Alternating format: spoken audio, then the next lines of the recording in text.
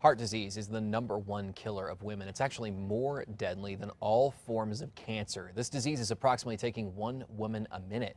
If you can believe it, that statistic is pretty high. Joining us today, interventional cardiologist Dr. Kathleen Allen with Presbyterian Heart Group to talk about the risks, the precipitating factors for heart disease, but also what you want folks at home to know. Right. As far as preventing it, right? Exactly. So what is your message? This is National Heart Month, so what do you want women to know about this disease? Well, this is a really exciting month because we're trying to educate people and get the word out that heart disease is very common in both women and men.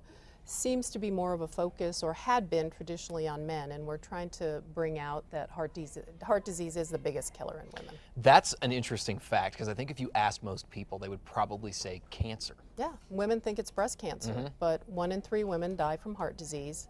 1 in 31 women die from breast cancer. Huge difference. Sure is. Heart disease. Yeah. What are the warning signs? What do people need to watch out for when they're home? Well, it's interesting because there are both typical and atypical signs of heart disease and heart attack.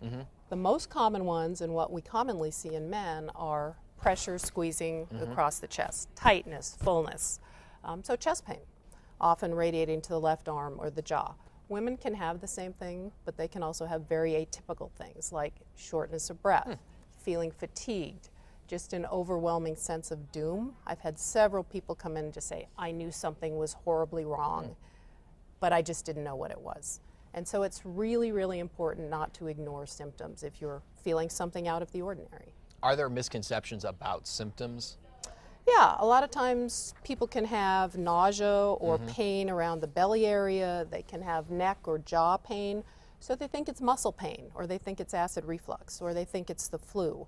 But if something comes on and you just don't feel right, it's really important to call and either get some advice, or if these symptoms don't go away, to call 911. Now, if the symptoms were not, and you ignored them and they were to continue, what are the risks here? You can have a major heart attack. Yeah. And having a heart attack, if we interrupt the heart attack, which we can do very effectively these days with both clot busting things and opening up arteries, you don't have damage often. But we say time is muscle. So the longer you wait to get care, the more damage you can have to your heart. Yeah. That makes sense. Are there ways to prevent it? What can I do at home right now to ward off this disease, maybe in the future, or if I'm worried that may be happening soon, to sort of turn the train around, so to speak? Yeah. So it's really important to identify whether you have risk factors. So the risk factors that we commonly really look for: high blood pressure, diabetes, high cholesterol, family history, smoking, very big one. But we've learned that there are some other things that are becoming much more common, like obesity and sedentary lifestyle, and stress is a huge risk factor now. There's so much stress in life right now. You know, everybody experiences that. Yeah, and most patients that come in that I talk to, one of their things that they write on their form that I'm to address is their stress level. How do we deal with stress every day? Seems like that keeps ramping up in our society too. It doesn't seem like that It ever does. changes. Let's talk about strokes. Are they as common for women as they are heart attacks? They are as common, but as women age or live longer, they tend to have more strokes. So we're starting to see a higher incidence of stroke because women live longer. And there are no warning signs or symptoms for those, correct? Generally, it just comes on very, very, very quickly. So you may start to not be able to speak, or have some mild weakness on one side or the other, or not thinking straight, garbled speech.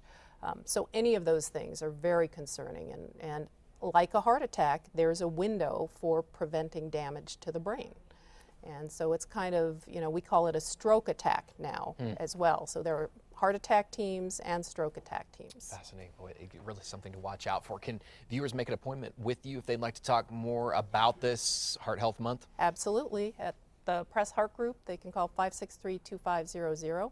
There's lots of great information on the internet. The American Heart Association has a very, very good website with lots of information, can generally answer most of the questions that people have. Dr. Kathleen Allen with the Presbyterian Heart Centers. Great. We appreciate that. We appreciate the discussion too. It's good warning for folks out there to stay healthy. We of course will have more information too on KRQE.com under the KRQE links, and we will be right back. Don't go anywhere, folks. Stay with us.